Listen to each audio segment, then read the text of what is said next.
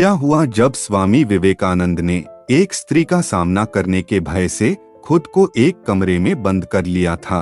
स्वामी विवेकानंद का जीवन बहुत ही सादगी भरा रहा है, लेकिन उनके जीवन में कई ऐसी चीजें हुई हैं जिसने पहले तो उन्हें संकट में डाला, लेकिन फिर बाद में उन्हें उससे एक अनोखा ज्ञान मिला। उनके जीवन में स्त्री की भी बहुत महत्ता रही है और उससे जुड़ा ही एक प्रसंग आप यहाँ जानेंगे, जिसके बाद विवेकानंद के विचार स्त्रियों के प्रति बदल गया। स्वामी विवेकानंद के जीवन में स्त्रियों का बहुत महत्व रहा है, जैसे कि माता काली हमेशा से उनका मार्गदर्शन करती रही हैं। एक सन्यासी ब्रह्मचर्य पालन के लिए स्त्री को दूर रखने की कोशिश में अनजाने में उसे एक अछूत जैसे भाव से भी नवाज देता है। अपनी अज्ञानता, कमजोरी और डर से वशीभूत होकर सन्यासी स्त्री का सामना करने जैसी परिस्थिति से भागने लगते हैं, और ऐसा ही कुछ स्वामी विवेकानंद ने भी किया था।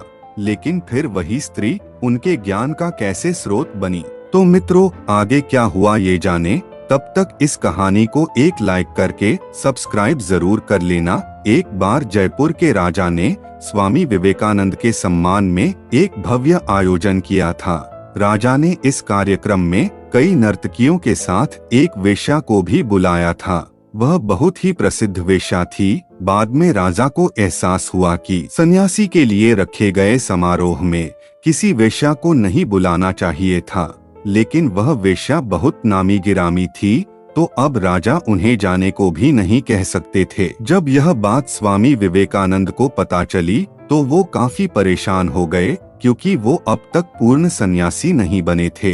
इसलिए उन्हें डर था कि वेश्या को देख उनकी कामवासना ना जाग उठे, और भय में आकर उन्होंने खुद को एक कमरे में बंद कर लिया। राजा को जब यह बात पता चली तो वो विवेकानंद से माफी मांगने गए। राजा ने माफी मांगते हुए कहा कि जो वेश्या उनके स्वागत के लिए आई है वो देश की सबसे बड़ी वेश्या है, इसलिए उसे जाने को कहना उसका अपमान होगा। मैं इस संकट के लिए आपसे माफी मांगता हूँ। विवेकानंद ने फिर भी बाहर आने से इनकार कर दिया। विवेकानंद की यह हरकत वेश्या के कानों तक भी गई। उसे यह जानकर बहुत दुख हुआ। उसने एक गाना शुरू किया जो सन्यास पर आधारित था। वेश्या ने गाते हुए कहा, मैं जानती हूँ मैं आपके योग्य नहीं हूँ, लेकिन आप मुझ पर थोड़ी दया कर सकते थे। मैं जानती हूँ कि मैं रास्ते की गंदगी हूँ, लेकिन आपको मुझसे नफरत करने की जरूरत नहीं है।